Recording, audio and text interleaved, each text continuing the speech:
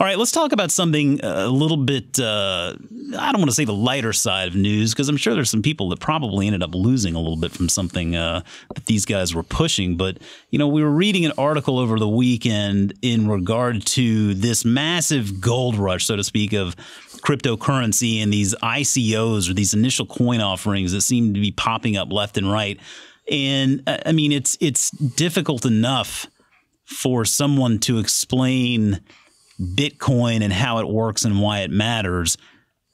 You know, I mean, now we've got all of these other coins that are coming from these ICOs, and apparently there are some celebrities that felt like they would get in there and get a little piece of the action. DJ Khaled and Floyd Mayweather are in a little bit of trouble with the SEC. It sounds like they may have been able to come to a resolution there, but these two guys were backing these ICOs. They were pushing these ICOs, telling consumers, telling people that, man, you got to get in while the getting's good, and you got to get in on this game changer. And the bottom line was they never disclosed the fact that they were actually being paid to tell people that. So it wasn't like they were doing it out of the goodness of their heart. And well, lo and behold, the SEC finds out, and now they've found themselves in a little bit of hot water. And it sounds like the SEC is settling. The two individuals will pay fairly heavy fines, and I think give back all the money that they were paid in doing the promotions there.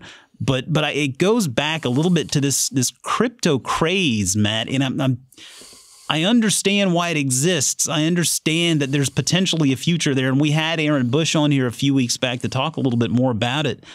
But when I see stuff like this, I just become so disenchanted. Yeah, it's completely understandable. I mean, people have lost enough money in legitimate cryptocurrencies lately. Just not even counting the ICOs. The total cryptocurrency market cap has gone down by about $700 billion since the peak. That's phenomenal. So there's been some money lost here. With these ICOs, personally, I hope that DJ Khaled and Floyd Mayweather aren't the only two who get in some kind of trouble for pumping these ICOs over the past few years. Just to kind of give you a little bit of context, in 2018, so far, there have been about $12 billion raised with these ICOs. Man. And a study found that only 8% of them ever even make it to a cryptocurrency exchange. The rest either fizzle out, kind of just get stuck in the fundraising stages, or just disappear and fail entirely. So only 8% make it to an exchange at all. The rest are complete money losers. The study found that 81% are flat out scams, or were flat out scams. I even heard a Bitcoin expert on CNBC recently talking about how the ICO market is dead now. Wow. That it's just been so bad that it's turned off so many investors that that's just not a way that companies are going to be able to raise capital anymore. It's just been ruined.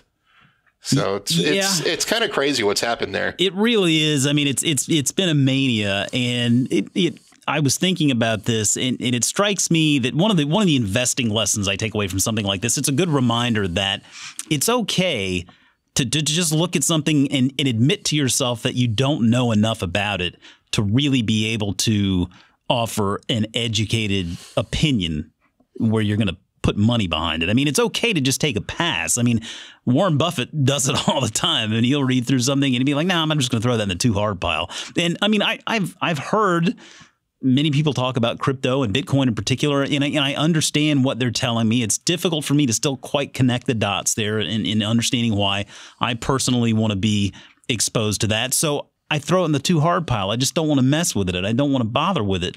And it strikes me that in the case of crypto, I mean, with the ICOs and the mania that came about, I bet you 98% of the people who were actually plowing money into this don't really have a clue as to how this works and why it matters or why it doesn't matter. Now, it's kind of the greater fool theory at work here is people see these things going up and up and up and up and say, well, I'm going to buy it and someone else will pay more for it. Kind of the same thing that led to the housing meltdown in like 07, 08. People saw people just getting rich on real estate, so they bought real estate at these inflated astronomical prices, saying that, oh, the next guy's going to pay me $100,000 more for this same house. So same thing's kind of happening here, and it's really not panning out very well. No, it's not working out very well. I never ended up investing any money in any type of crypto. Did you? I actually mined about 30 Bitcoins when they were worth about $10. And I really wish I had those back. Mined a couple. Now, what did you do to do that? Well, back then it was really easy. In the early days, you could do it with a basic graphics card or a repurposed graphics chip. Now you need these giant mining rigs. And I just did it really to figure out how everything worked and, you know, what it was all about. And I wound up getting about 30 coins. I think I bought about 10 of them and mined about 20 of them. Well, what did you do with the coins that you had?